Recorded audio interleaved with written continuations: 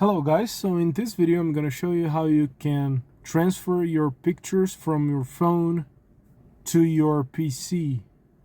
So the first thing you want to do is to make sure you have connected the cable, and then you scroll down to get the notifications menu, and here where it says USB for file transfer, make sure you tap here and select transferring images.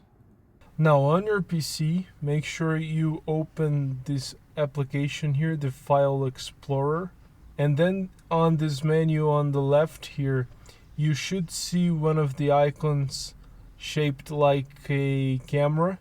Make sure you click it, and this is your phone storage.